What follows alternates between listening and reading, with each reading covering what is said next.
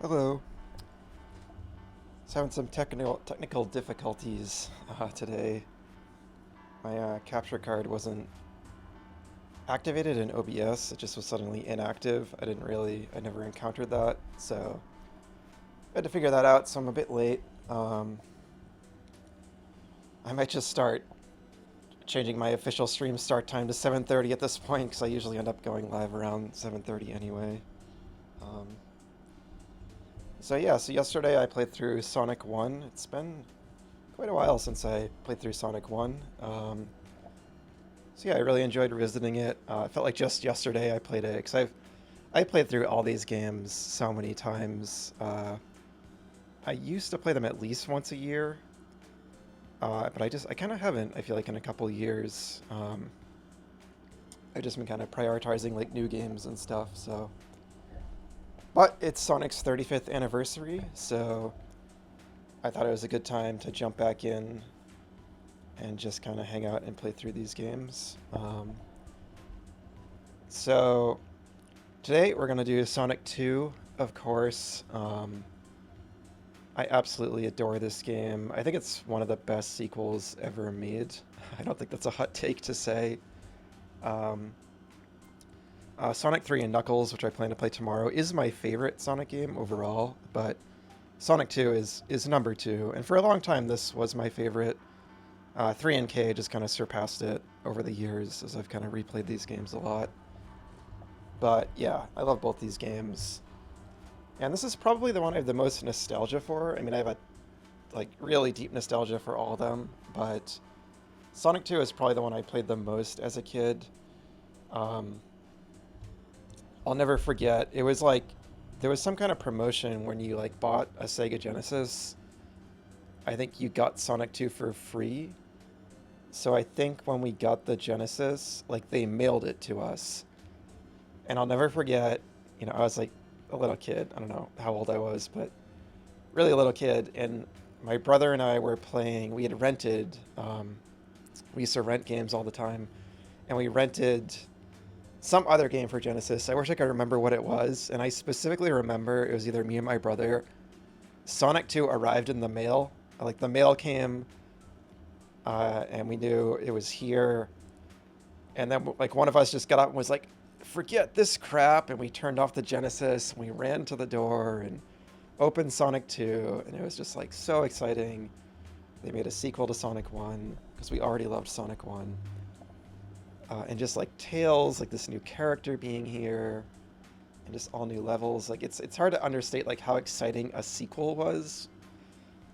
Like when you're a kid, it's just like, you don't really have that concept of like, you just like get attached to a game. And then like when there's a sequel, it's like, what, there's another one? And it's like these same characters I'm attached to with like all new levels. So yeah, that's just like one of my fond memories of this game.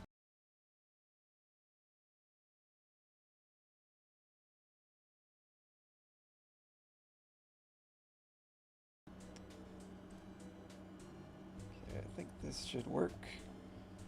Hopefully my audio is working this time. When I tried to do this yesterday with Sonic 1's manual, my audio wasn't picking up, but I think it looks like it is. So yeah, I want to go through the manual like I did with Sonic 1. I do own these games physically, but I was trying to test it with original hardware, and I also tried the Mega Collection on PS2, but I was having sound issues with both of them, so I settled on the PS3 collection. Unfortunately, this version of Sonic 2, when I get into the game, like, for some reason there's like this gaudy black and yellow striped border around the game. I didn't know that was in this version. I guess I looked into it, and apparently it seems every game on this collection has like a unique border around it, and you can't change it. I can make it like, I can make the picture stretched, but it looks really gross and bad. So I'm just gonna do my best to ignore it, but it is an unfortunate UI decision on the part of the makers of this collection. I always will prefer just like a black border if they're gonna have that kind of thing. Okay. So here's the story in Sonic 2. Find the Chaos Emeralds. Miles, Tails, Prower, the fox, can't sit still when Sonic's around. Ever since Miles was a baby fox, he's dreamed of being like Sonic. He loves to run after Sonic, waving his two tails behind him, trying to keep up with his hero. Mostly, Sonic lets him trail along, but sometimes, just to show off, Sonic explodes in a burst of super speed and leaves him behind. But Miles doesn't give up. He whirls his tails like a helicopter rotor and takes off flying until he catches up. All the animals call Miles by his nickname, Tails, because of his two special tails. And one day they saw an astonishing feat. They were all together in the forest. I love this lore. I love picturing Sonic and all his friends in the forest, you know? It's just, especially when like back in like just like the second game, there's not a lot to go on. It really like, these manuals really kind of like stimulated your imagination. They were all together in the forest watching Sonic perform. Sonic would run, spin, and jump in his super spin attack. Then Tails would whirl like a turbo engine and blast off in his super dash attack. What a show-off. Suddenly, Tails just couldn't help himself. He took a running start, curled up his tails, and whoosh! He was spinning like Sonic. Such a cute little backstory. But now something frightening is happening. Sonic's friends are disappearing. In their place, nasty metal robots are popping up all over the island.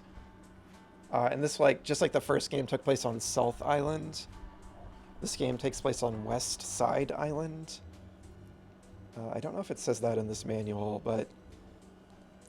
And according to, like, the modern Sonic lore, as Sega has kind of put forth now, apparently, like, all the anthropomorphic animal characters live on islands, typically, and the humans live on larger continents with, like, cities and stuff. Which I think, you know, that's a pretty cute way to kind of connect all the disparate Sonic games over the years that have kind of had these wildly different settings. Okay,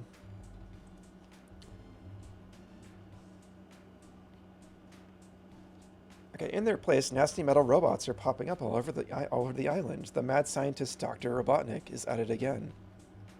This time, Robotnik's planning a global disaster. He needs workers to create a doomsday machine that can take over the world. So he's trapping all the animals, turning them into robots, and forcing them to build his ultimate weapon, the Death Egg. No copyright infringement there. Robotnik now rules the factories, refineries, and cities. He's grabbed control of everything, except the 7 Chaos Emeralds. These magnificent gems are believed to hold exceptional powers. With them, Robotnik could have the entire world in his grasp, and he never let go. The Chaos Emeralds are buried somewhere on the island. Only one tough dude with spiky blue hair and the speed to find... Only one tough dude with spiky hair has the speed to find them first. Help Sonic stop the devious scheme of the demented scientist.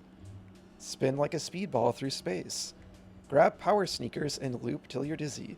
Twirl over twisting speedways and rocket through tunnels. Balance and blast across a bubbling ocean of oil. Find the emeralds, free the animals, and squash Robotnik forever. Forever. He'll never come back after this. It's interesting how it says Robotnik took over the city's factories and refineries, because like I always thought, you know, he built like oil, ocean, and everything, and chemical plants, but maybe chemical plant was already there and he just took it over, and it was actually like, I don't know.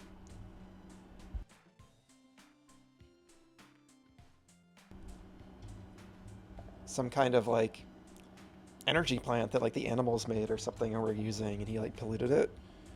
Of course, this is just like a Western manual that I don't know who wrote this, right? I don't know if it's in line with what, you know, the original developers, you know, had in mind. But also Sonic 2 was developed in the West. I believe it was developed in the US. While Sonic CD was being developed in Japan. But And then originally the 7 Chaos Emeralds, yeah, they were buried on West Side Island. I think that was going to be their backstory. They were going to have the Hidden Palace Zone in this game, which we won't see because that's only in... They re-added it in the later versions, like on Sonic Origins, and this is like the original version. And then later on, they kind of went back on that, and instead they do all the stuff in Sonic 3 with the Hidden Palace and everything.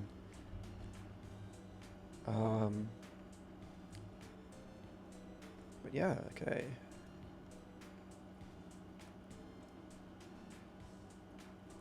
Let's get the items. I like to read the story, and oh, look at all these.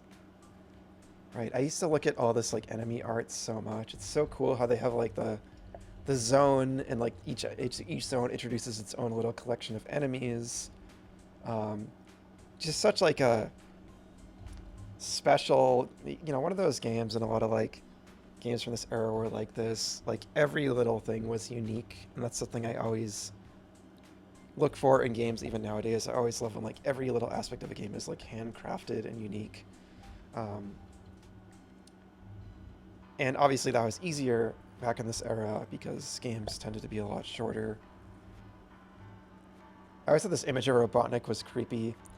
I think as a kid I kind of looked at it like he had no eyes, because I think on the box art they drew like this really scary, like he has like no eyes and stuff. Like he's so threatening. He has like a beard too, which is funny. But it's actually just his glasses, I think.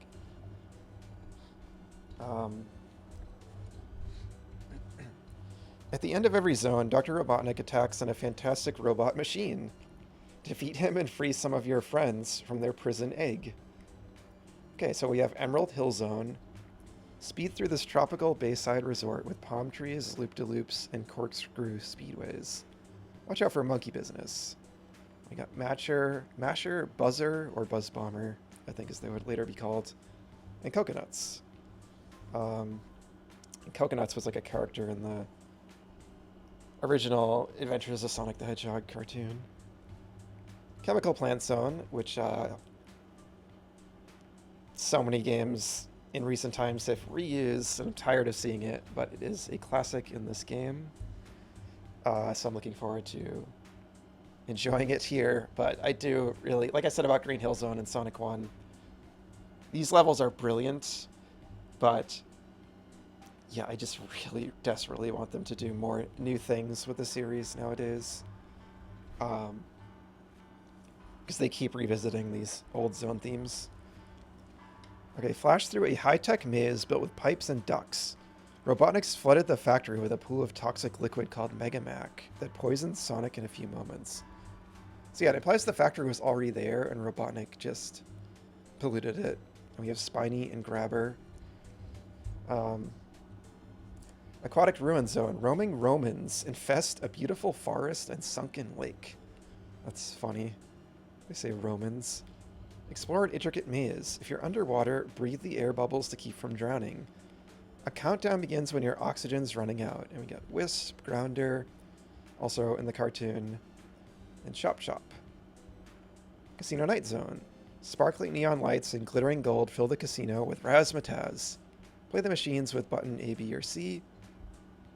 Flip the levers and push down the springs to send Sonic reeling like a bouncing blue pinball.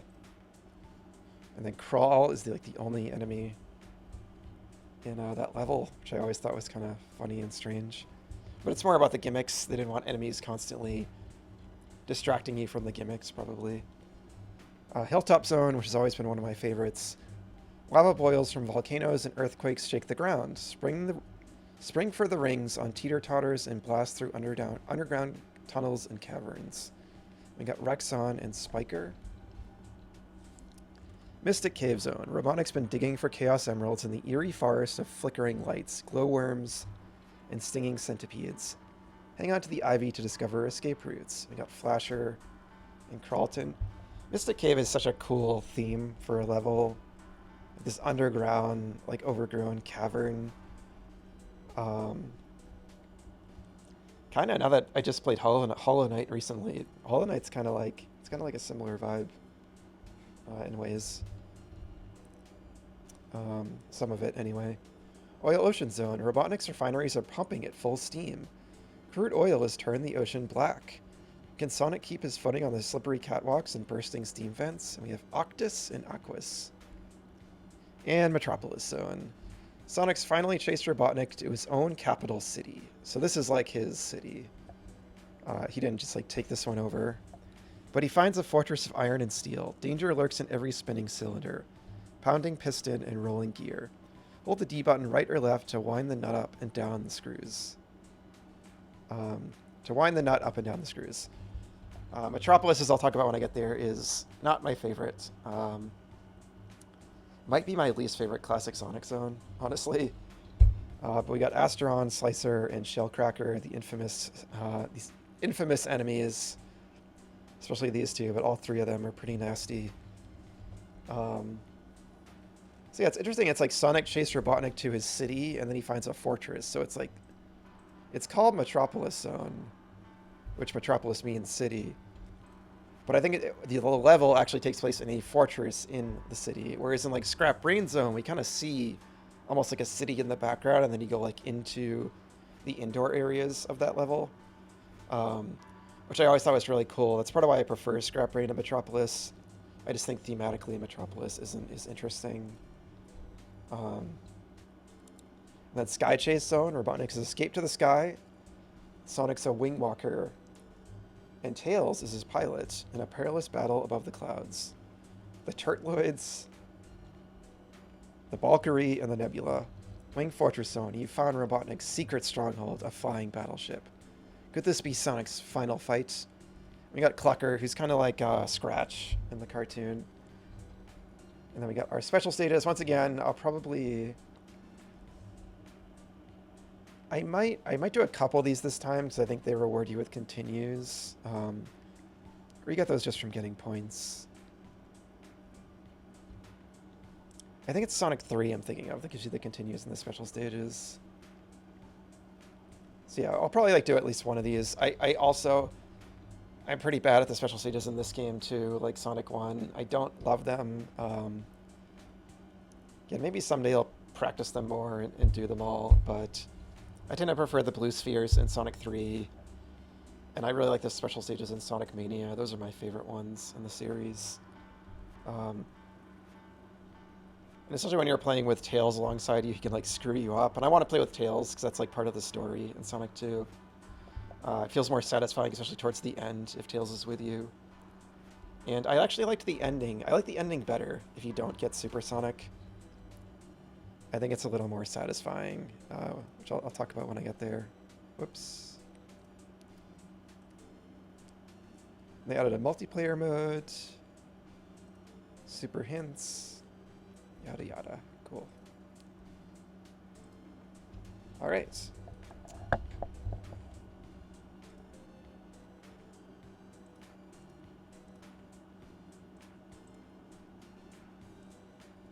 Okay. Get a sip of water.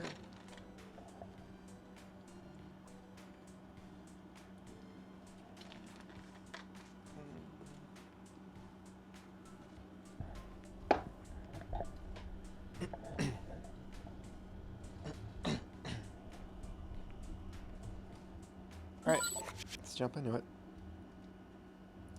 So there's that border. It's not great. It's not great. It's not like the worst aesthetic, but I just wish it wasn't there. But I'm gonna try to just ignore it.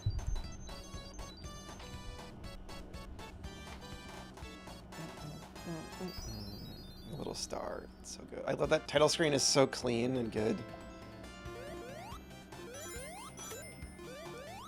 Man, this game is just, it's so fun. It's so beautiful. I love the background, like the sparkling ocean. I always loved that. I just missed the special stage, but I don't care. I'm just going. I actually want to go the top route.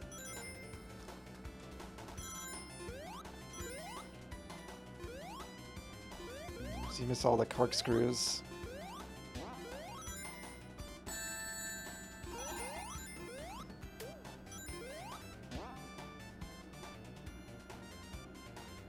So there is, maybe we'll I don't think I have enough rings. So this game, of course, added the famous spin dash, which is so fun and so useful. Probably like one of the best and like additions, like a sequel.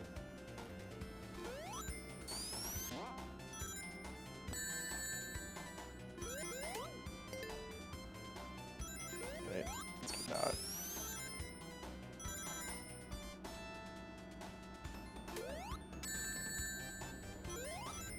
I'm not doing so bad in this first level. I tested this game earlier and I just like blazed through this in like 5 seconds. And then of course I start streaming and I'm like getting hit every 2 seconds. Right. The sign sounds weird in this port. I'm just so used to the original Genesis versions, I just notice all the little sound changes. But I still think this is a pretty good port. Like I think it looks really nice.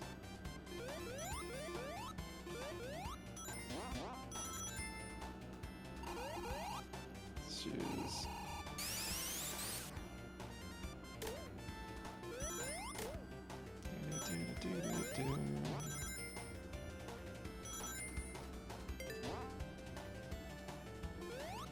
There's a little secret down there. I think it's like an extra life on the waterfall. Oh, it's just so fun. It's just so fun. Like, this is where Sonic really started to take off. Like, and they really just, like, they just let him rip in this first zone. Like, it's just all about, it's not hard. It's like, they just want you to just run and just have fun.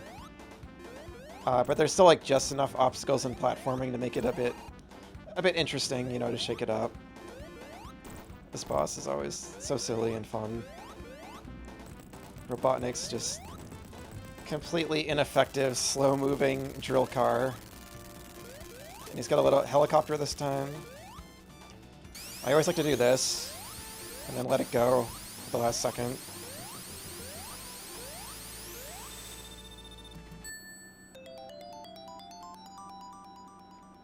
Damn. I like to time it so it fades out, so it's like I'm spin dashing to the next level. Just gotta take a minute to appreciate the incredible chemical plant music. I love it's just roll into a ball. No, that's not it. So here, it's like, just roll into a ball and just let it take you. It's just so fun. So yeah, difference from Sonic 1 is, I talked a lot in Sonic 1 about how the zones had kind of a natural progression from like a really natural environment to urban. This game doesn't really care about that. It kind of just like throws you right into, and here they remove the speed cap so you can kind of like outrun the screen. It's so fun. The way you just zip through and then just like bounce on that, and then you come up here and you bounce on that, and you bounce on that, and then you just go right back into it. Yeah, it's just incredibly fun level design. And yeah, so that is a kind of a bummer to me. Like, as you'll see, it goes right into like this city, and then it goes back to like a natural environment. Not until like the final zones does the game start to feel more organically connected. And I think they had more ambitious plans for this game. Originally, I was going to have like time travel, like in Sonic CD. Here's the part. I love doing this. Just build momentum more and more. It's just so fun. Always get that extra life every time. So, yeah, so originally it was going to have like time travel, and there was going to be like past and future versions of stages. I think they developed that idea independently of Sonic CD, which is pretty wild. Same with, they both developed like their own version of Metal Sonic, which is cool. And, zoom. Yeah, so I think like Hilltop was going to be like a past version of Green Hill and stuff like that, which is cool. So originally it probably was going to be more connected, but it just, you know, as game development goes, those plans weren't quite realized, but the game still ended up being amazing anyway. And it's hard to like really complain that much when this level is just so fun. And I can see why they put it second, because it's just so speedy and fun. So I think from a design perspective, it works really well as the second level. Until you get to this part, which was horrifying as a kid. And I used to hate this level as a kid because of that part right there. I used to always get stuck. I used to always drown. Like, all this stuff was so stressful back then. Like, that part when they flip down and you can fall down again. I used to play it, like, so carefully here. So I think that part was a little ill designed for, like, a second level.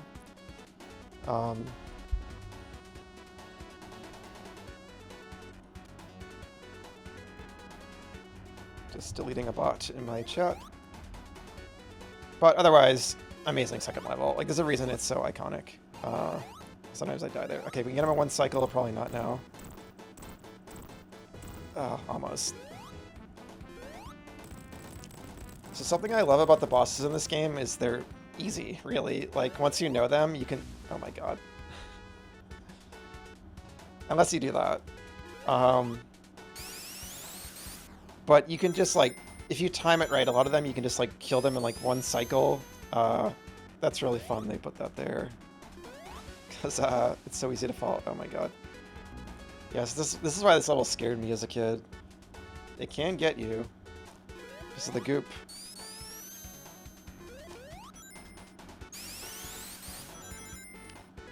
Sonic Sprite looks so nice in this, just like the highlights they put on. Oh my god. Alright, it's like designed to just like go fast. Like if you kind of like don't go fast, that you kind of like get screwed up. Yeah.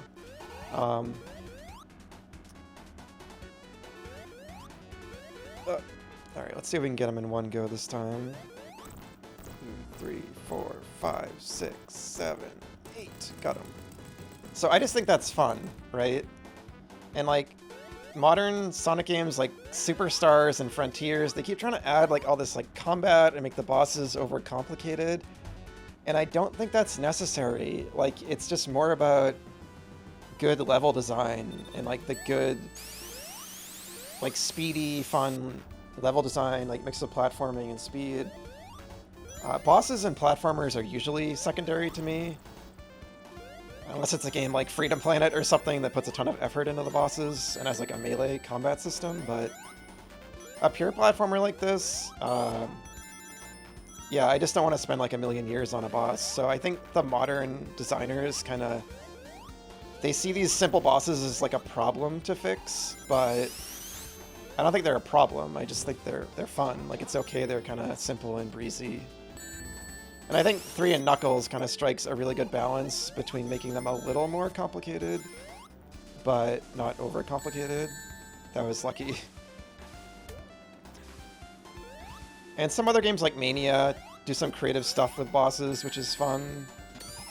I think some of the bosses in Mania are a little janky, but I still appreciate the creative ideas in that game. Yeah. Yeah, another pretty speedy zone, as long as you stay out of the water. This game is like, I'll probably get through this pretty quick because it doesn't have 3 acts. It only has 2 acts per zone, and it's a lot faster than Sonic 1, unless you fall in the water. But oh well.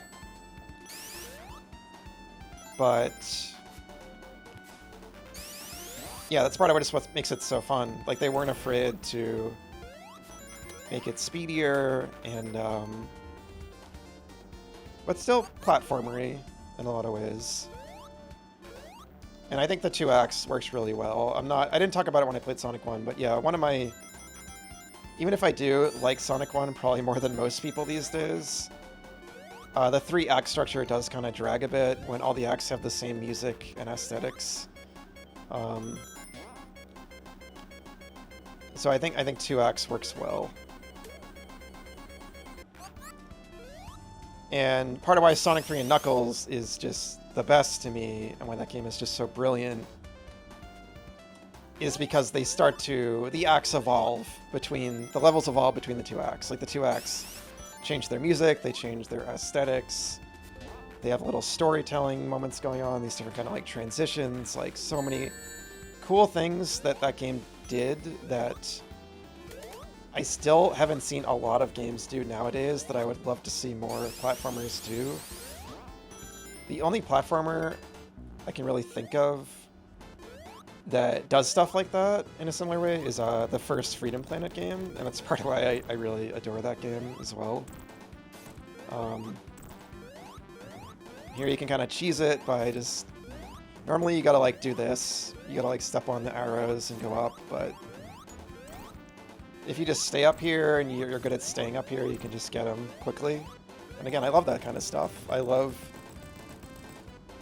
the game rewards, you know, repeat playthroughs and just learning the bosses and everything. It's just fun. They did like 2 different animations when he leans. It's so wild. Ah, alright. I'll try it next time. Let's take a moment to appreciate this background. It's so good. It's so legendary. One of the best backdrops in like retro game history. I love it. It creates such a vibe. I'm not sure if it's supposed to be like water shimmering or if it's like a bunch of like cars in a city moving around. I kind of see it as both at different times. But it's so good. I always viewed those little green things above me as hamburgers or hot dogs.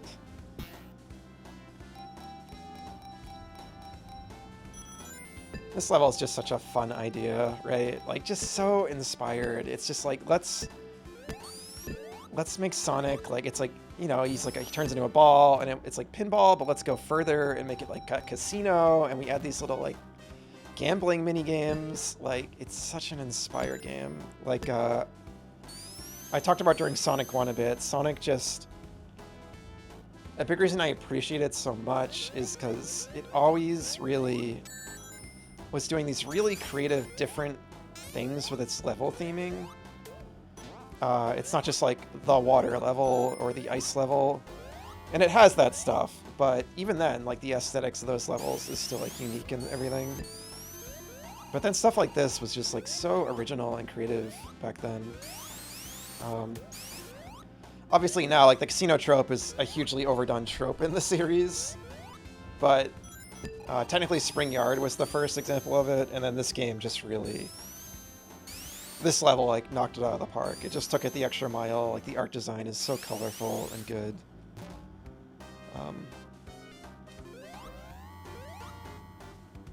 There's, like, these elevators. This little section of this level, I can't remember, is it in Act 1 or Act 2 I want to go to? I think it's, like, the bottom route of the level. I have kind of a little story associated with it. God, it can't be understated. Like, this game is so fun to play. It just feels so good to control. Like, you're just rocketing everywhere, but you still gotta kind of like know the game, and like it rewards you knowing it by like letting you move through the levels faster, and like, yeah, it took Sonic 1 and just like removed the speed cap. It wasn't afraid to be like speedier and breezier, and it cut down the axe to 2 instead of 3. It's just like more streamlined, and like, you know, they added Tails in, like they just added all this extra personality. Like, you can really feel the game has like just so much personality, and like I think Sonic 1 has personality too, but there's something a little like sparse about Sonic 1. And this is when it really started to feel like this is like this unique world that like you want to like spend time in and like learn more about, and like immerse yourself in. I don't know.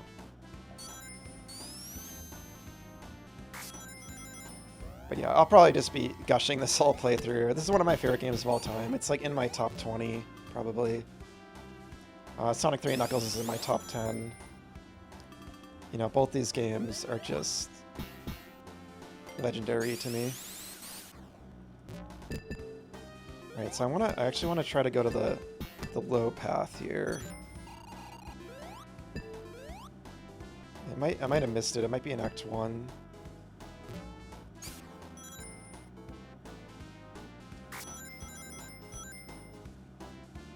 This is so fun. These little, like, you're in a big pinball machine.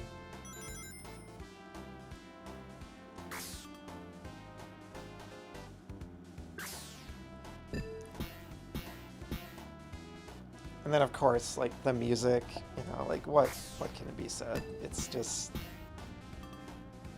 one of the most famous classic game OSTs. Oh no, it's so sad. And Sonic 1's OST was already great. I think this game is even better, probably. I mean, I love Starlight Zone so much, but... And then 3NK's music is amazing, too. But this was the same composer as one.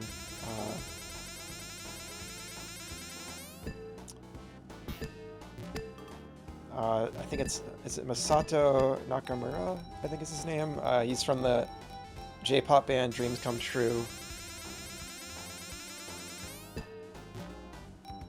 Did I just get that twice in a row? I want to get the jackpot.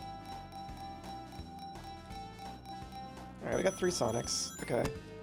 Oh, I still haven't done a special stage. I've just been having too much fun. I don't want to, like, slow down and, like, go to a goalpost. Here's a little, one of these half-pipe sections I loved. Talked about that in Sonic 1. You can just build momentum. So I think I missed it. I think it is in Act 1. But there, if you go the lower path in this level, there's, like, a little route. I don't know, like, I played this game so much as a kid. I played it a lot with my brother, and we used to like just going down to that bottom route and like hanging out, and we used to call it like Tails' house for some reason. And I think it's because there's pictures of Tails on the wall, as there are kind of throughout the level. So it's just kind of like a cute little memory I have with the game. Oh no, I missed it. Damn. This boss was so hard as a kid. Like it always felt like really special to get to Hilltop Zone, because I always had so much trouble with this boss. Tails can kind of mess you up. But yeah, the trick is you don't get caught on the bumpers. Oh, holy shit, Tails is wrecking him. Tails just got like 4 hits in. But yeah, if you try to use the bumpers, you just get destroyed. It's way easier to do it like this. So it's kind of awkwardly designed in that way, because obviously they seem to have intended you to use the bumpers, but anyway, once you know to do that. I love his machine there, like his Igmobile. I just love how it looks.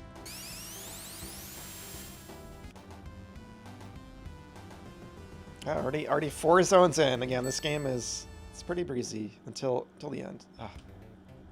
Almost at it. So this is like maybe my favorite level in the game, and I kind of have heard, since a lot of people dunk on it because it's kind of just blue-green hill zone, but I always thought it was really pretty looking. I love the background. I love like those emerald colored hills. It always made me like think of the Chaos Emeralds and stuff, and it just feels so like peaceful. There's such a contrast after Casino Night. They do something similar in Sonic 3 when you go from Carnival Night to Ice Cap. I thought that was kind of a similar vibe change. From like this like city environment to something really like natural in the mountains. The music is so funky too. Actually, the border I was complaining about earlier, it actually really kind of goes with this level, the color scheme. I'd still rather turn it off, but I'll give him credit for that. Thought there might have been a life there.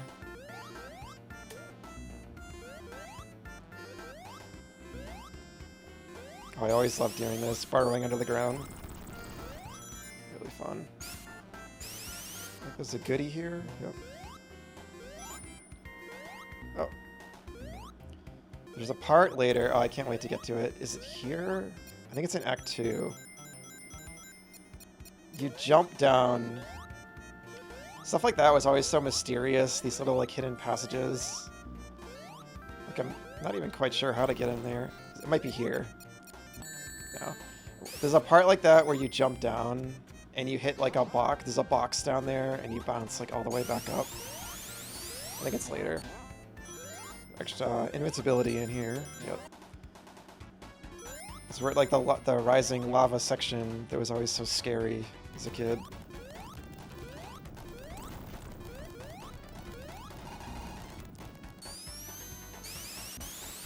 Actually, that's later. The part I'm thinking of is later.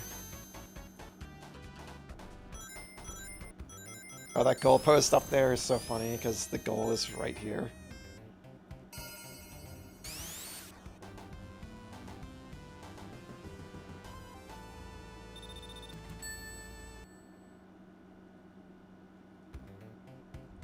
So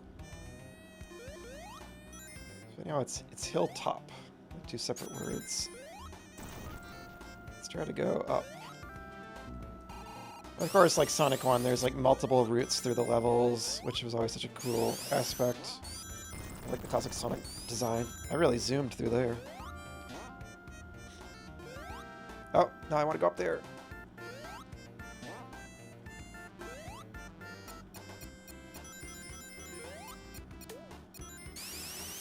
I always love spin dashing and jumping like that.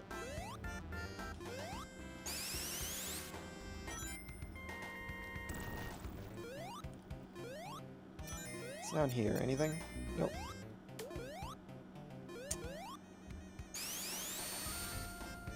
I saw that was weird, like those dinosaurs, like bodies stay behind. Oh my god. Should probably just jump.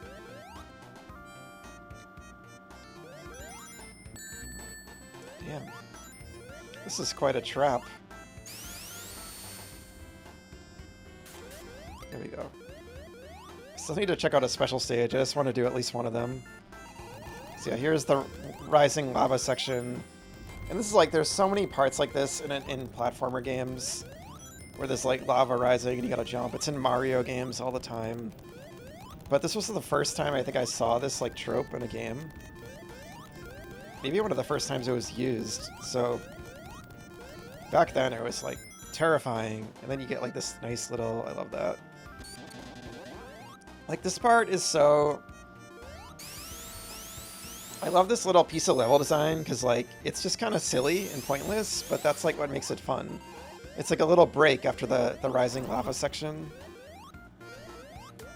Like I just can tell like the designers just had a lot of fun making these levels. Okay, here it is. Oh, you get a spring. That's what I was thinking of. It's still a fun secret.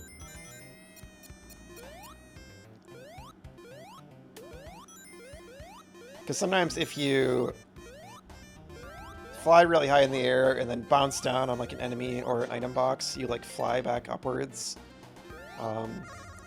It's just like a really fun game. Technically it's called like badnik bouncing, I think. I always like doing this. So yeah, this is, I mean, technically these are really impressive for the time. They just get extremely hard. And again, if you're with Tails, he can kind of mess you up because he runs into like the obstacles and loses rings.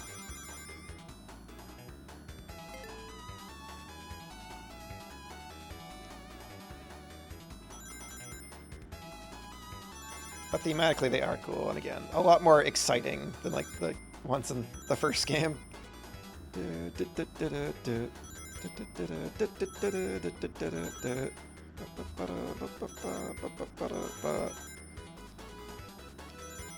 And these are by far the most iconic special stages. This design motif would be repeated ad nauseum throughout the series.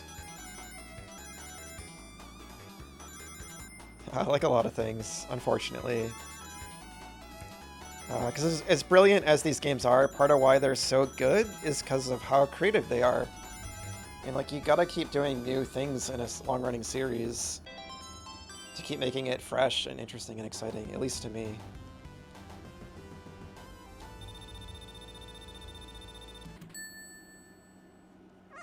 We gotta continue yet?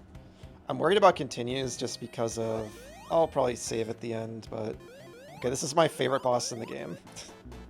I'll show you why. Whoa! Oh, did I have 0 rings? I didn't even notice. Yeah, I guess when you go in there, you lose your rings. Do they give you more around here?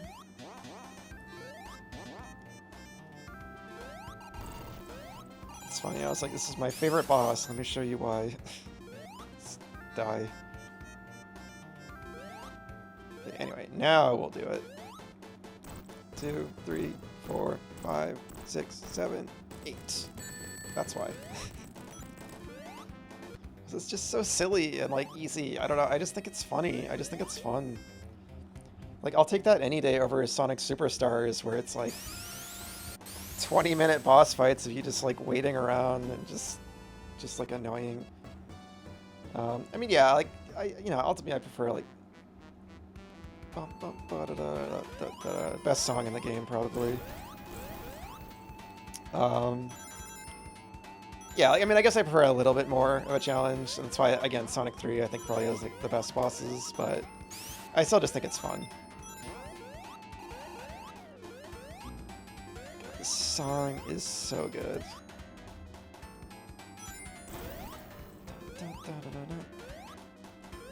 I love how everything's green. Again, it brings to mind like the emeralds. And all the terrain is like minecart tracks, and you can see them in the background. It's such a cool theming. And it's like an underground forest. Whoa. I love getting the momentum from that. Get that one. Oh, another one. I love, in like a classic Sonic, like you fall down a slope and then immediately like go into ball form and then let the momentum take you. It's just... I just think mechanically these games are like brilliant. I think they're just so fun and interesting.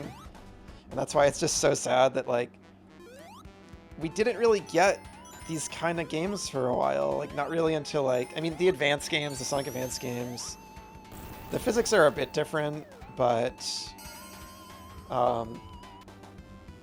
you know, they still kind of have that going on. At least the first one is kind of the closest to these classics. But then like in like Sonic Rush and especially like Sonic 4, even Sonic Generations, they just don't get the physics right. They don't feel right. Sonic Rush is fun, but it has its own, that's when the boost stuff started, so that has its own thing going on. But I love building up momentum and letting that like kind of take your speed. I think that's the funnest to me. I still like the boost stuff in the 3D games, it's fun. But yeah, I always kind of prefer this kind of like momentum-based speed and stuff. I just think it's just a really fun system. And then like Mania obviously brought it back in a huge way. And then Superstars, you know, feels really good to play too. But it's just such a fun type of game. And I just, outside of the amazing like Sonic fan game scene, there's like, I just feel like there's like not enough, right? Like more like indie games and stuff. Obviously there's Freedom Planet and Spark the Electric Jester. So there's a couple, but I'm just kind of surprised there's not like even more. But I guess it is like, it's a hard type of game to design. So that's probably part of why. Did I fall in the bottomless pit? I did it, you know, I did it on purpose. You gotta show it off. So in the, I didn't do it on purpose, but I'm glad I did, because it's funny. So yeah, you're just dead if you fall down there. And in the later versions, like on Sonic Origins, like the Christian Whitehead developed versions, Christian Whitehead, of course, being, you know, the, you know, famous developer in the Sonic scene that worked on Sonic Mania and originally worked on Sonic Megamix, I believe. That was like where he got his start. But yeah, like in those ports that he worked on in his team, they added in the Hidden Palace Zone if you fall down that bottomless pit, which is such a cool secret. And I still, as much as like a Sonic fan as I am, I still haven't played those versions. So I actually haven't played, I've seen them, I've watched playthroughs, but I haven't played those versions myself. Like I don't, oh my god, I did it again. Um, I'm too busy talking. Yeah, I need to pick up Origins. I still haven't picked it up. Because I already own so many versions of these games.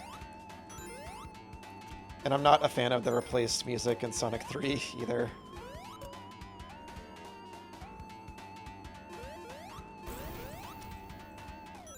In the Origins version of Sonic 3, they replaced a couple of the music tracks.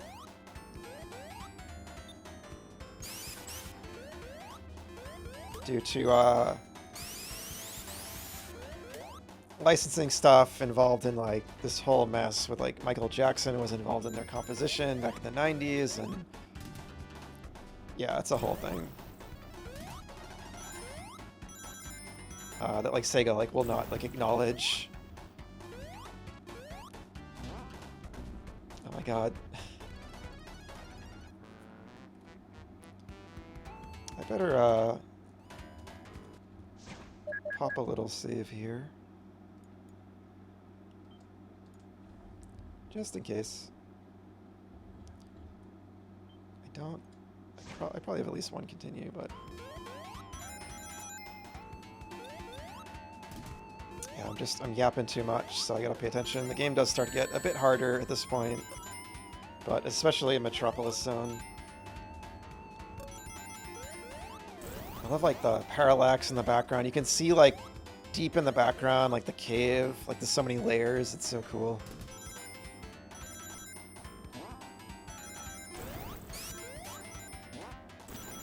And one of like my favorite aspects of really all the classic Sonic games, if you look at like each level, if you just took like a small screenshot of like each level, like a little thumbnail, and put them all side to side, they would create like this beautiful like mosaic of colors. Like every level has like its own unique color scheme going on. Like this one is like very purple and green and like orange kind of. Chemical Plant, you know, it's like the yellows and blues and pinks. They all do like this really, they all do like this, oh, I love this little section. They all do like these really fun things with colors that I absolutely love. They're just like really fun to look at. And it's part of what makes the zone theming pop so much, right? In a way that like, I mean, this game was competing with like Mario World back in the day, and like Mario World's a pretty game. I like its minimalist art. I'm more of a Mario 3 fan, but I still like Worlds, but it's very plain in a way compared to these games. Like, I think the art in these games like stands out a lot more. Like they both, maybe they're not super fair to compare. They both kind of have their strengths, but again, it's just another aspect of like, I just think Sonic was like, did so many cool things with art that like really stands out, right? Like they were really, oh, I got it, yes, nailed it. So I like to imagine they're like spin dashing to like the next level. And there's this level with like the purple and like the orange sky and like the music here is so cool too. Yeah, just every level like looks different. I mean, I was saying the last level has purple and orange too, but still, it still has like a different aesthetic going on.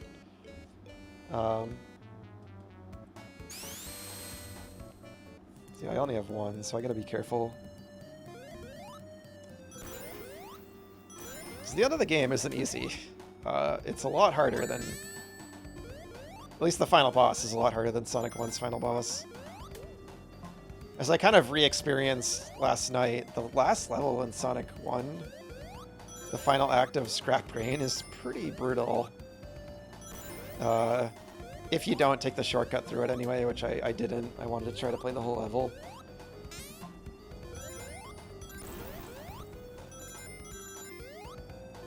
I love this music. And they removed the little glitch where if you lose your rings and then hit the spikes, in Sonic 1 you would just die. In this game, they give you invincibility frames. And I think that was like confirmed to be not intentional. It was like a glitch. originally in Sonic 1. And this level, like it's not like a roller coaster ride the way like, you know, like the Sonic Rush games are and some of the later Sonic games are, but it still just like flows together really nicely. So it still feels like fast to play through. And I think the way, I'd have to look up his name. There's a level designer. I know he worked on Sonic 1, 2, and 3 at least. I'm pretty sure. I can't remember if he worked on Sonic 1. I think he went on to do level design at Naughty Dog, potentially. I'd have to double check, but... I think they were the main level designer, and like, I just think that's so fun. It's so fun just bouncing off. Look at this glitchiness. Man, that was weird. Yeah, sometimes the speed, like, glitches the game out. It's impressive the game runs as well as it does. Little secret. Although you can just jump in that, too.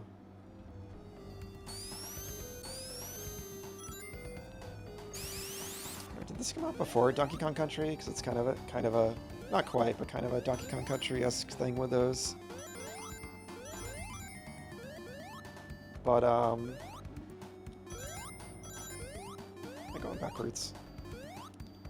That's the one thing with this level, I remember this. You can get kind of tripped up kind of easily and get a little lost. As I'm praising level design, but still, I will praise the level design for the most part, because... especially for the time when this was so new and innovative, this kind of design. And even nowadays, like I was saying, not a lot of games even attempt it. This like momentum-based, speedy platformer type of deal. It just like must be so hard to design levels like this. You know, I never have. I think it'd be cool to try to like design my own game someday, but I never have. But I imagine it's very difficult to design this kind of thing and like make it flow nicely and feel good to play through and make it feel fast but still have platforming in it and not make it just holding right to win. Like it's such an interesting design to me, and that's why I've always kind of found these Sonic games fascinating. Like the classic style ones, I mean.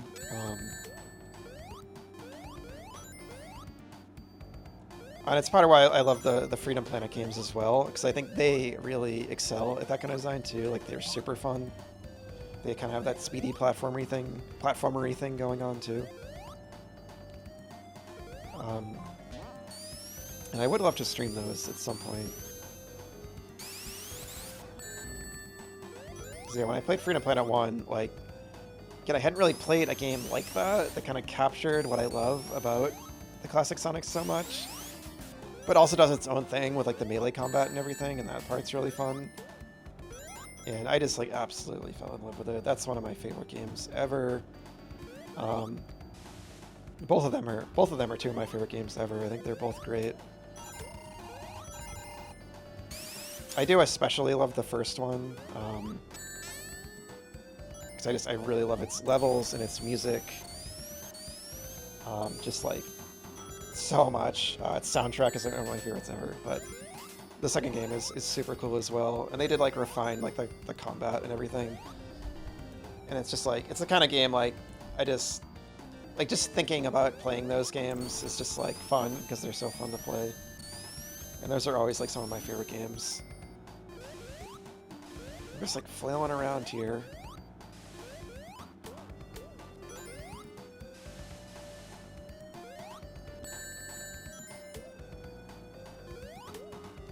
Guys, what happened there? I think we gotta respawn it.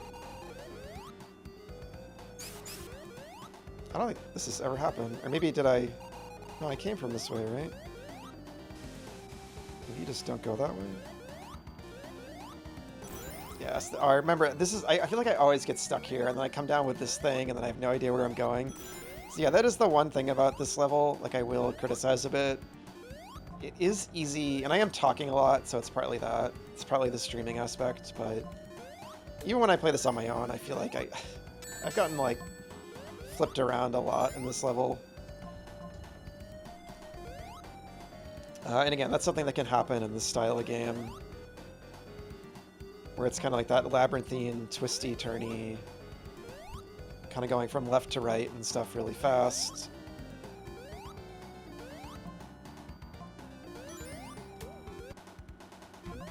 But that's kind of like why, like I said, it's like it's hard to design these kinds of levels. I don't know if that crushes you if you're under it. Yeah, okay, so I was supposed to... I either went backwards or something happened there. Yeah, and if you fall back down, you gotta go through that again. Okay, alright, I think we're good. I might just being a little careful because I don't want to get flipped around again.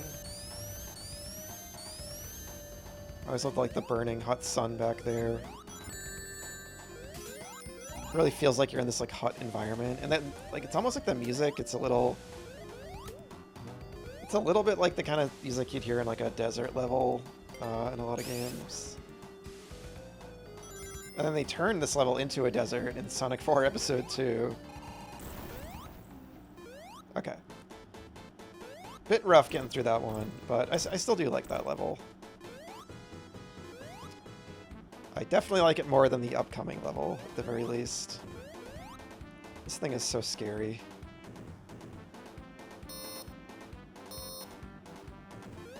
It does that. Oh, got me. Alright, get him. And then the whole place exploded. Because it's oil. And it's so funny that Sonic Mania took that kind of joke and ran with it. Like that actually happens in Sonic Mania. Sonic Mania is like, it's the ultimate like fan service, fan celebration, like celebration of Sonic. Like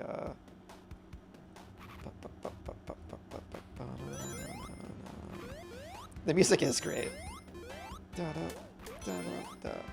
But and yeah, Sonic Mania, I feel like I love that game. You know, it's like, man, I had such a blast like my first playthrough, and I've replayed it a ton. I don't quite put it on the pedestal, I feel like a lot of other Sonic fans do, just because of how much it takes from the classic games. Again, I much prefer something being fully original, and I know those devs tried to make it fully original, and like Sega, or you know, like the lead like producer of the Sonic series, or I'd have to like look back into it, but like requested that it kind of be more of a celebration and reuse older zones. So that's the route they went, and that was always kind of a bummer to me. But to their credit, they did an amazing job doing that, and like the way they twisted all the classic zones is like incredibly fun. That's just kind of the reason I don't put it above like 3 and Knuckles. 3 Knuckles is still my favorite, but I still think Mania is definitely like one of the best Sonic games for sure. Like absolutely.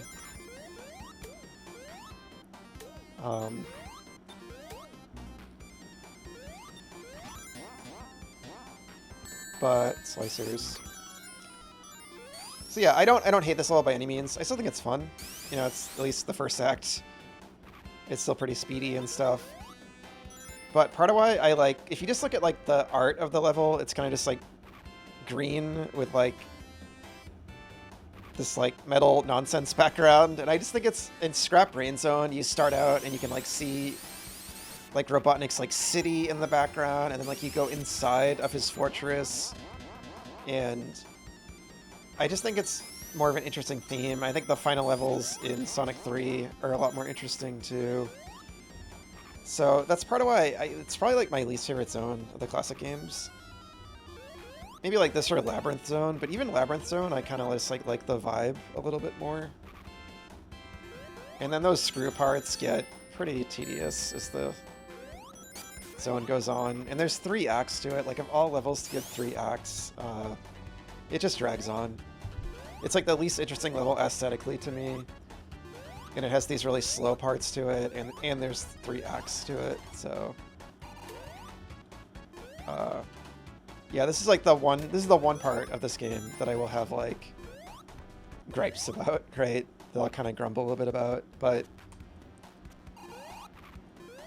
The screws are kind of an interesting gimmick, and the music is still so good, and like the game still feels so fun to play still. It's not like I'm having a bad time, you know, like it's still Sonic 2, so like it's just the low point of the game for me. Do I go up or down here? Usually you go up, so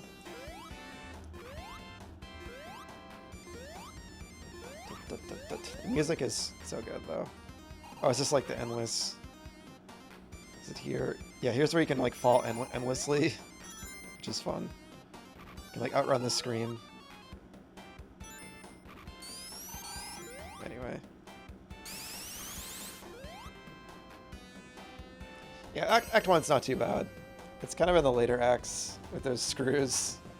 There's a lot of those screw sections. But I love the finale of this game. Like everything after this level, I love, and I'll talk about why. And I do know some people don't love it because it is hard. It does get hard. It's quite a difficulty spike, but it's when Sonic started to go the extra mile. That enemy placement is so rough. It's when Sonic leapt into something truly, like, remarkable, I feel like. And not just, like, another platformer. I mean, I've already been talking about how creative I already think the first game and this one were at the time and everything. And that's part of why Sonic became so popular and everything.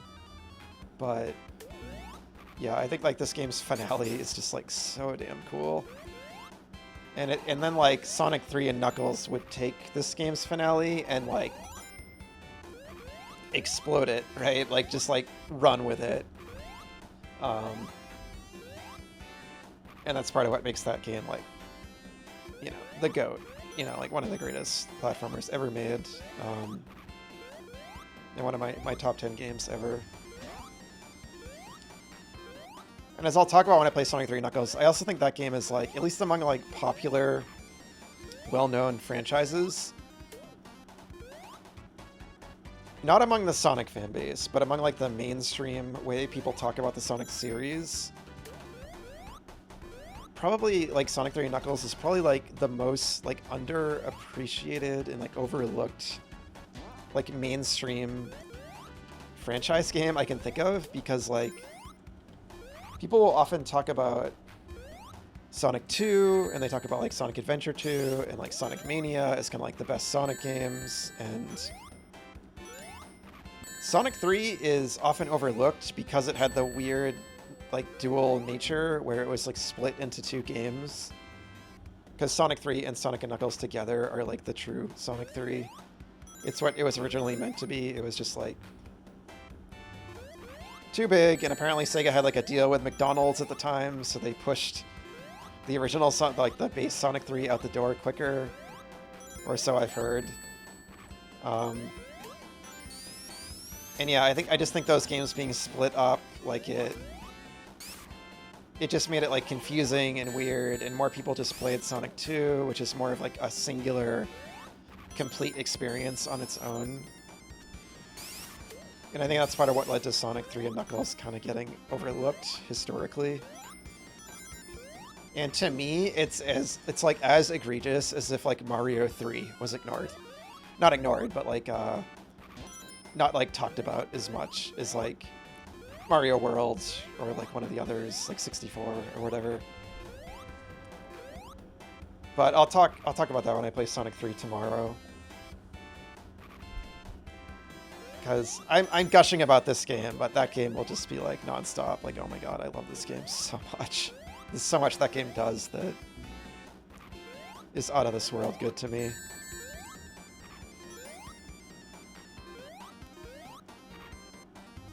Just the way it handles its levels and like its progression, and just I think the level design gets like even better than this game. Yeah, it's just so good. But anyway, here we are struggling in Metropolis Zone. Oh. I gotta like try to pay a little more attention here. Yeah, my issue with this level is like, I just find the aesthetics kind of boring, right? And it just kind of goes on and on and on. And I'm like, oh, just get me out of here. Just get me to Sky Chase. It's like a little how I feel playing Labyrinth Zone and Sonic 1, where it's like, man, I just can't wait to get to Starlight Zone. It feels like a reward. So I think Sky Chase is cool. I think it's like a nice little like break. And it's just like a nice little piece of like storytelling in a way, like a little like set piece. And that's part of what I mean about like when Sonic started to go like the extra mile that like other platformers weren't really doing. It started to like tell a story through its level design in a cool way.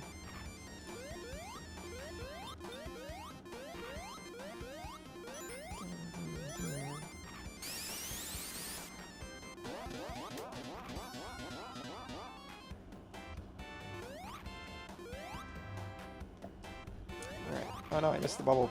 Is this where the slicer is, right at the top? No. One of those, you go up there, and one of those jerks is like waiting for you and just slices you as soon as you get up there.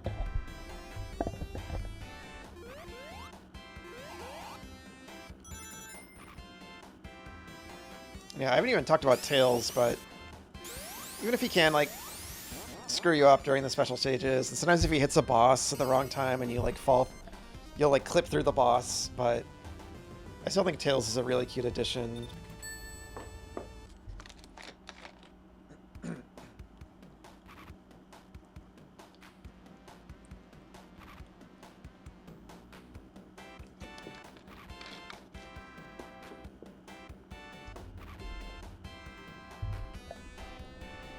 So yeah, so the only zone with 3 acts.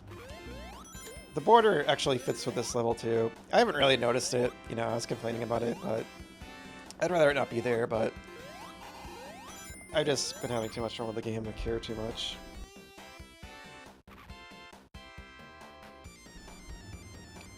These things are funny, like, they always reminded me of like a train, like a train's like wheels. Is that the right term? I guess technically. I think it's like a different term I'm forgetting for trains, but you know, they're wheels or whatever. It's funny how slow they move.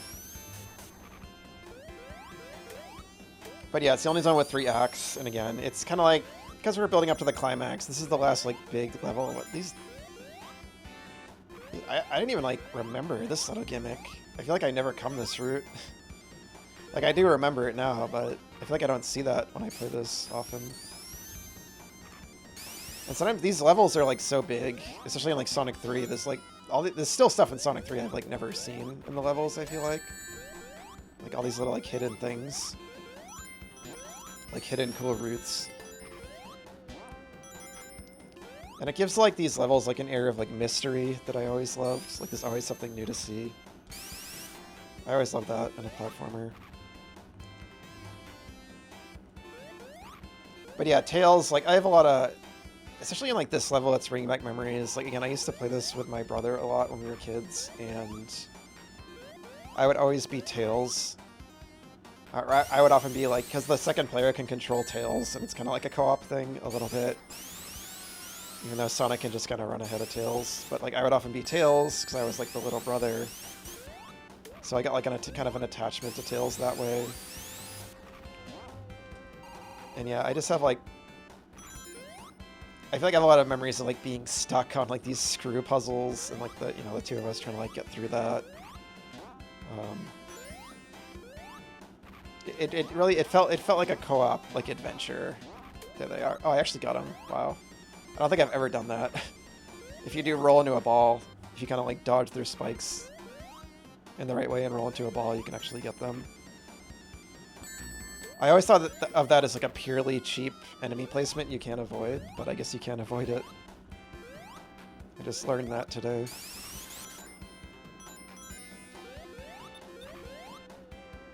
But yeah, it's just another reason that makes this game so special to me. was that experience, you know.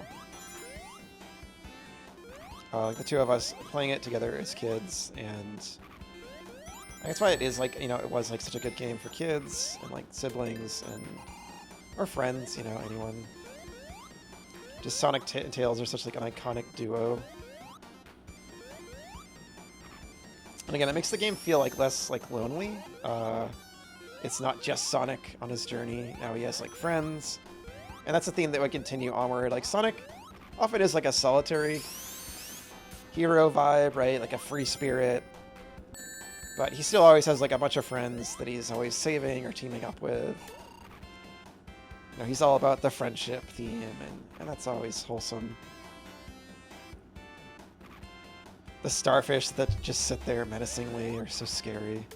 This was so stressful as a kid. I mean, it still kind of is. I think you can crush yourself if you keep going. Alright, I think we're at the boss.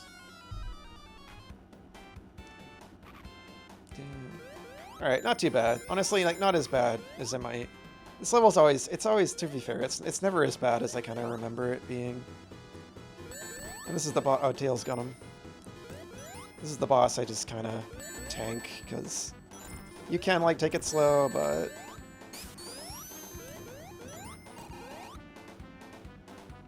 there is a way to, like, time it right. Tails is really wrecking him. Tails has been doing great with these bosses this playthrough.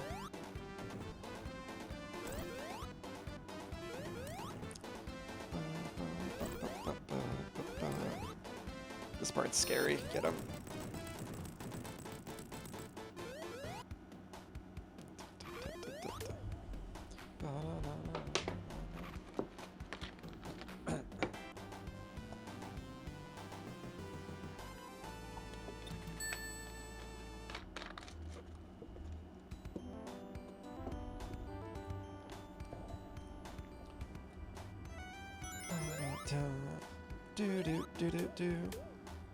This level, like the clouds, the way the sky, I always thought it was so pretty looking. And it just feels like a nice, some people criticize this level as like, oh, it's just slow and boring and you barely do anything. But I'm always a proponent of games, like you don't always have to be like, have non-stop high octane action, right? Even in like an action game like this, like I like that the game just kind of slows down and it's like a break after Metropolis Zone, and it's kind of like this narrative set piece that leads into the final levels, because now we're in the climax, and here's like what I wanted to talk about with this game that makes it so next level. Sonic 1 kind of started this a little bit. You get to the end of Scrap Brain and you meet Robotnik, but he's behind a force field, and then he like presses a button and he dunks you back down into like Labyrinth Zone basically, and you climb back out to fight him in the final boss. I can't believe I died in Sky Chase. That's pathetic. I'm just kidding, but like it's because I'm talking, not paying attention. You can like, yeah, I want to like, I couldn't remember if you could die that way. I want to test it. Actually, I should probably save, because I don't think I have a continue.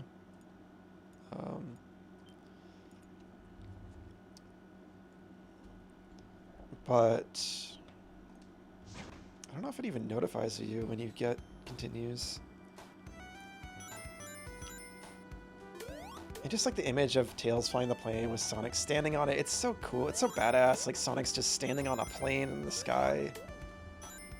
And that like image went on to be reused in a lot of the games, of course. It's very iconic. And it is Sonic's plane.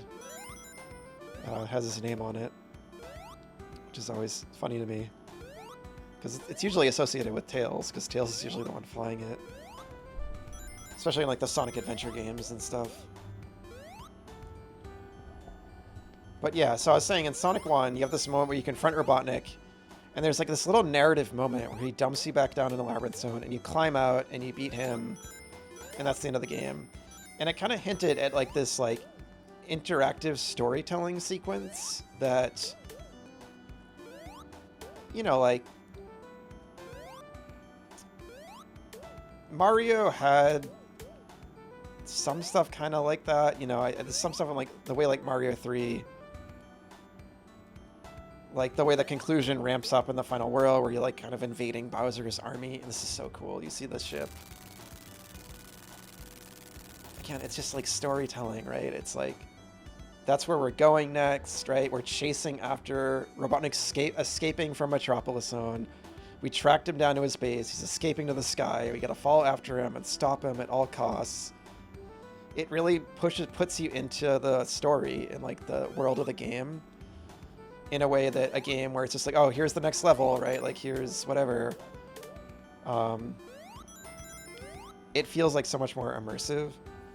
And I was saying like, you know, like other platformers, like they kind of have that to an extent, you know, like you'll see Dr. Wily escape and then, you know, you just kind of appear at his castle and infiltrate it. Like you infiltrate Bowser's, you know, like army at the end of Mario 3 and all that stuff is really cool. But here, like this moment is so good. But like stuff like this, like those games, they don't quite have like, and then it's like, no, Tails! Like he shoots down Tails and like you gotta go on alone. I think for all Sonic knows, Tails just died. Like Tails got shot down and like now he's gotta, like the way you jump off the ship, like you actually like control that moment. Those little moments of like storytelling almost. I just feel like very like innovative to me and stuff. I do want to continue. Good.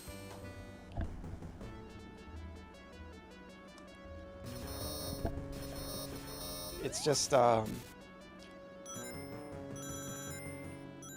then like so the like the whole final sequence where and now like we're infiltrating the ship.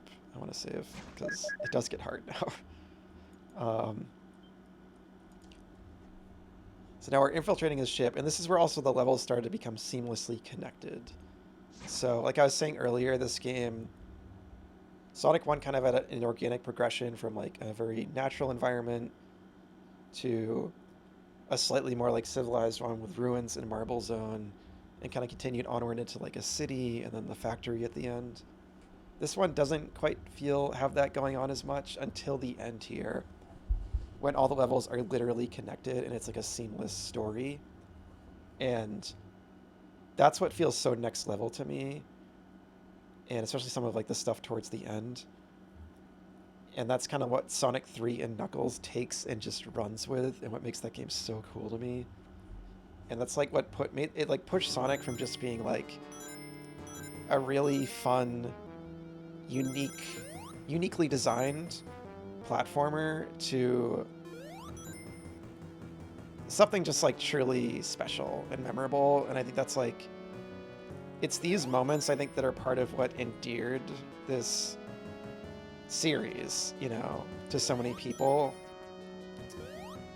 and why so many people kind of like, you know, like care about Sonic's lore and its worlds, you know, and like thinking about that, and you know, what kind of like birthed like the comics and the TV shows. I think it started with this stuff, with the way these games had this kind of quiet, you know, not, when I say storytelling, obviously it's not like, you know, what you might traditionally think of as storytelling, but they were telling this like visual story with their level design in like a really cool way. Oh my god, that was scary. I was lucky. You gotta be so careful here. And so this level is like pure platformer, pretty much. There's a couple speedy sections, but I personally like how intense and like scary it is, and it feels appropriate to me, because it's kind of what I was saying about the third act of Scrap Rain in Sonic 1. It's like scary and kind of miserable to play, but it's because you're in Robotnik's like world now, right? Like this is like the anti-Sonic zone. Like he has to go slow, he has to be careful, there's all this stuff that wants to kill him. And like that feels very appropriate to me for kind of like this like final level. Also, like he just like lost his friends, you know? So he's kind of like not just racing around and having a good time anymore. It just feels appropriate from like kind of like a narrative, like thematic standpoint.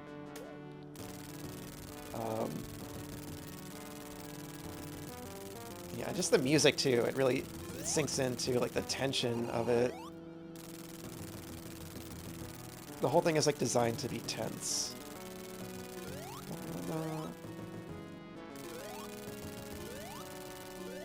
Right, that's what you do. So if you look at the ship, you can see that it says EG 29. It says Eggman 1. Here's like the only speedy part. Yeah, 29. Eggman 1. So yeah, he was always Eggman in Japan. And I think as a kid I just never noticed that Eggman on the ship. I love how you like run across the top of the ship here. It gives you like a little bit of a speed section, which is fun.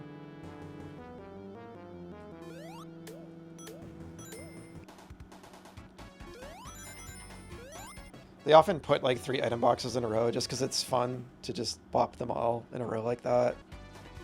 And I love when designers do that stuff in games. They just do little things just because they're fun. Like, this is so weird. I don't know why that's like that, but it is a weird thing. Usually Sonic does a pretty good job for, like, you know, the world can still be pretty surreal, but still kind of relatively has context for things. So it's weird they did that, put those item boxes floating there. This part's so cool, right? Like, it's such a cool set piece. Okay, here's the scariest part of the whole level.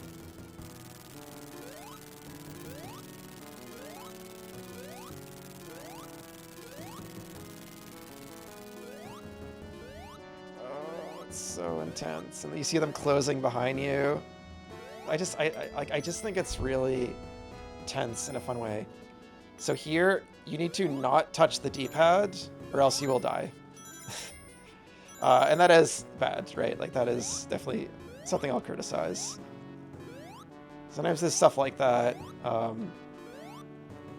in games where it's like, kind of like in platformers and stuff, in retro platformers, where it's like, you either hold the D-pad forward or you don't hold it forward, and that kind of can change your momentum. Especially because Sonic has so much momentum, I feel like it's a thing in these games sometimes, especially. I don't think I knew this existed. What the heck? Oh, wow. I don't think I ever knew that. That's wild. That's like the second new thing I've discovered this playthrough. How to survive that slicer in Metropolis, and that. I don't think I've ever found that before. That's so cool. What a well-hidden secret. And it's great I'm getting all these lives, too. Alright, we're at the boss. I love this. You hit that. And then, like, you're in the ship now. Like, it's so cool. There he is. Alright, this is probably maybe the hardest boss in the game, in my opinion. It can really mess you up if you're not careful. It's like really all about timing and the spikes on the bottom. I mean, the final boss is definitely the most tense, but because you don't have any rings, but once you get the pattern down, it's not too bad. I mean, on a first playthrough, it's definitely the hardest, but I just mean, like, once you know the game. Like, even knowing this game well, I still kind of struggle with this one sometimes.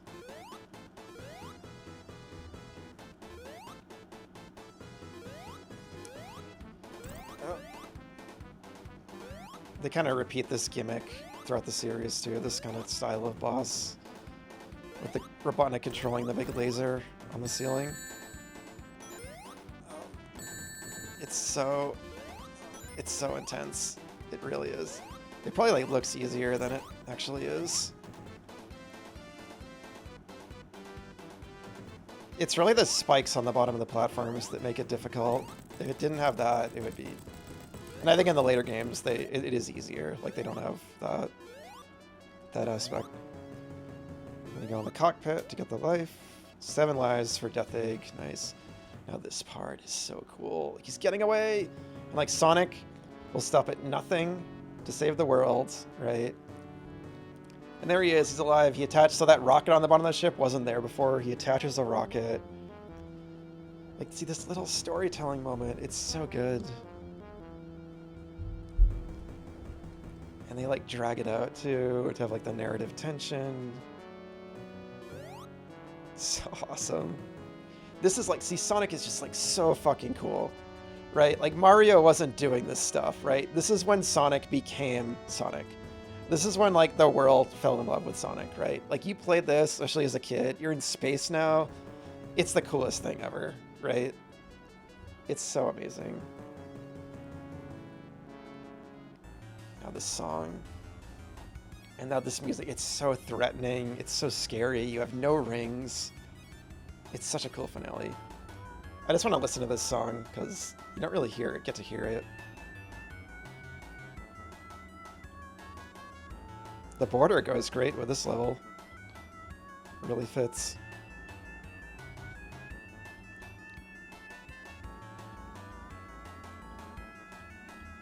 And this is like a full song because this was going to be like a full level. I think some fan projects have like recreated it into a full level, which is cool.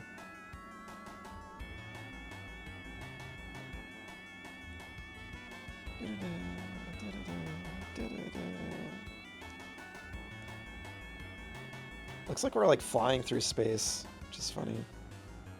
Because I think of the Death Egg as more like stationary. All right. Now this like as a kid, even this boss, like I like had so much trouble. Not sure if I ever quite even beat this game as a kid because this finale it's really hard if it's like your first playthrough. Like this boss is rough. Like, I kind of know the strategy, how to beat him there, but trust me, that takes, like, years of figuring it out, or took years. Get him! And here's where Eggman's faster than Sonic. And now here it is. It's so intense. Oh, the music and the background, it's so good. And obviously the Death Egg robot would go on to be reused a ton throughout the series, but this first original fight is still the best to me. I think I messed up already, yeah. I gotta remember my strategy for this guy. And this is still my favorite final boss in the series, probably. Like, even more than the stuff in Sonic 3, even though it's great as well. I just think it's so intense and epic. I screwed up the pattern. Yeah, these fights are all about, like, the pattern. Once I mess that up, I'm like, oh no, what do I do? Yeah, this is not good. I kind of forget what he does next. I know he shoots spikes at you eventually. Okay, we got him. Also, Eggman looking at you back there. I'm gonna get you. I'm gonna get you, Robotnik. I always like to look up here. It's like Sonic's like, oh fuck. But look at him, he's got an attitude, he's got this. He'll just tap his foot at him. Sonic doesn't care. Sonic's like, this is all you got for me, Robotnik? Okay, that's what you do. And he does that. There are quicker ways to fight this, but I'm probably just gonna take it slow. I just want to enjoy the music too. Yeah, I'm using like this like component. PS3 is kind of notorious for being hard to stream from. I'm using like a component converter. I'll be streaming Sonic 3 and Knuckles from something else, so I hopefully. Well, actually, I'll still be using the component thing for that. Because I was streaming that from the Wii, actually, on the Virtual Console. Again, I want like the original music and stuff, and original hardware I've just been having issues with, so that's like the other best version to go with that I own. But hopefully I won't have those issues because it's not PS3. But anyway, it was only a second. That happened yesterday too during Sonic 1. That's just why I bring this up. But hopefully it's just a momentary glitch. So yeah, if you do it this, it's like the slow, safe way. I can't like be risky and try to get more hits. I think you can even hit him just when he's standing up. But I'm just playing it safe, you know, because I'm like streaming and I don't want to die like a billion times. Also, I love the music and the vibes so much, I just don't even care.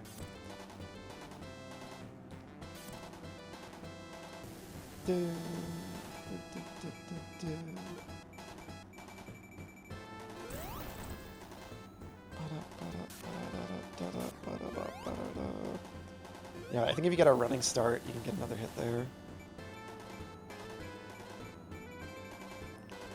This is not a speed run. This is just a chill discussing this incredible game. Oh, hold on one sec. Alright, sorry about that. Not the technical difficulties coming in at the final boss. Sorry. Oh no, my groove's off. Oh god. Oh, I might have to jump here. Oh, we made it a little more intense at least. Yeah, I have my headphones plugged in via like this, like, I don't know, it's like this. Oh, we got him. Yeah, go. Oh, it's so cool. Yeah, they're plugged into something that needs to be like recharged. It's kind of complicated. On the black, I love how it's black and white. So they see the Death Egg explode. Tails is down there with the other buddy. He's like, no, Sonic! Sonic was up there! I gotta save him. I gotta save him, Flicky. Don't do it, Tails. I gotta save my buddy. There he goes. They're like seeing him off. Tails! Be careful. Maybe they're like, go get him. Go save him. And Sonic is just falling. Like, Sonic saved the world, but he doesn't have a lifeline, and then his friend saves him. It's so good. And if you're Super Sonic, that doesn't happen. Sonic just turns into Super Sonic and just floats next to the plane. And that's a lot less satisfying to me. This, like, cements the bond between the two that would go on to carry through into the future with, like, all the other games.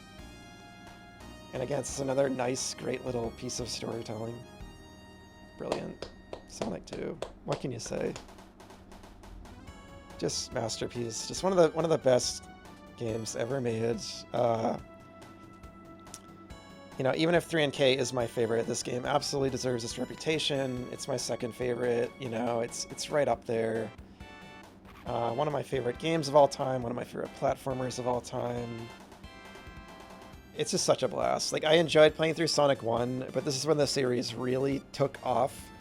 And again, it's one of the best sequels ever made. Yeah,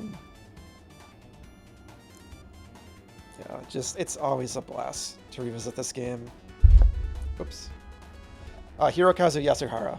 I believe that's the designer I was thinking of.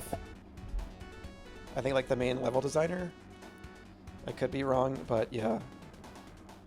He did such an amazing job on this in 3 and Knuckles. And Sonic 1 if he worked on that, but I'm not positive if he worked on Sonic 1. That's like the Hidden Palace theme, I think.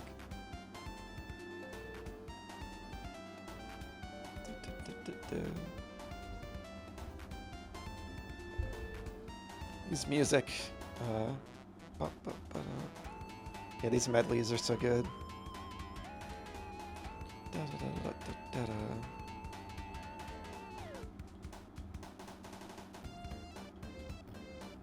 So some of this is like the multiplayer music. Yeah, Masato Nakamura. Dreams Come True, the composer.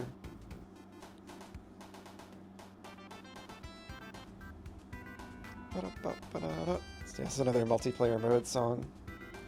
The multiplayer songs are really funky. I actually love the multiplayer themes in Sonic 3.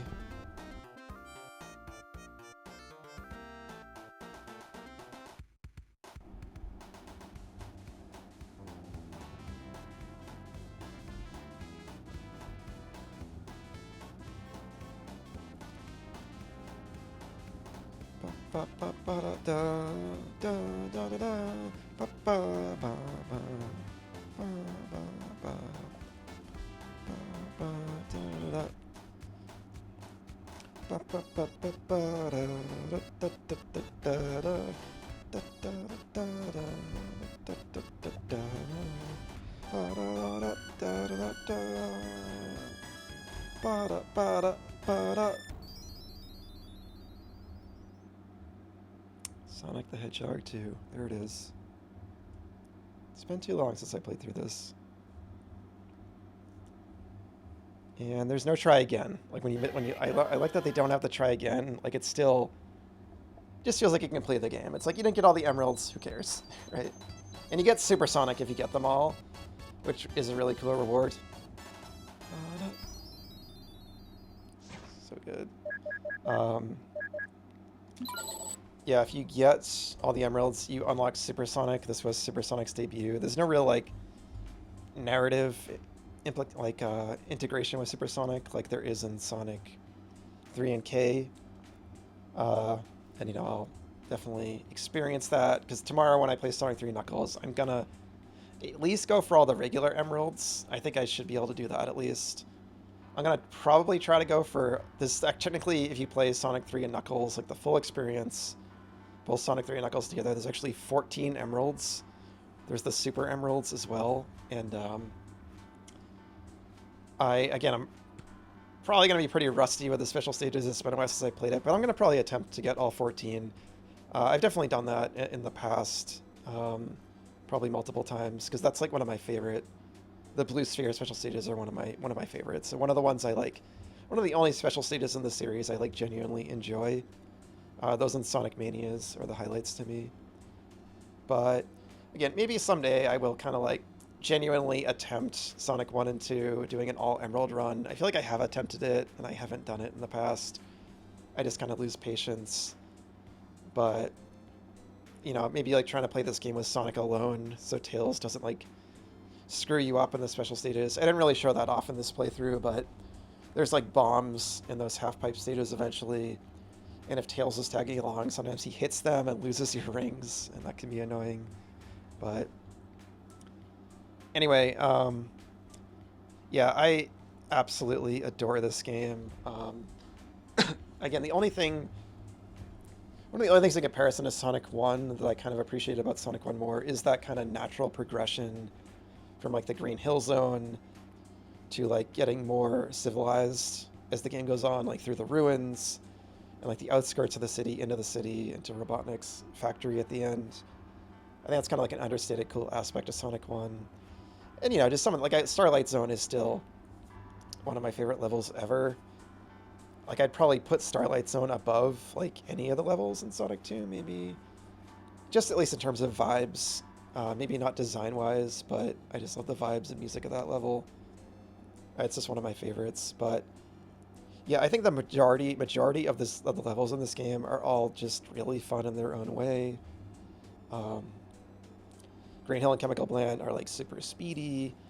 Aquatic Ruin is like the water level, but it does a good job. If you stay high enough, you can stay out of the water. So they kind of changed that from Labyrinth Zone, where you kind of like have to go through the water. Casino Night, like I was talking about, is such a creative idea. Like, they just had all these creative ideas that they just rolled with, even if they were kind of unconventional and risky for like a platformer at the time. I really like Hilltop. It's really chill. Mystic Cave, like, just probably my favorite song in the game. And I just think it's like a really cool theme, and it's just really fun. I don't know, just the way the levels are designed, it's just kind of hard to like articulate. They just kind of,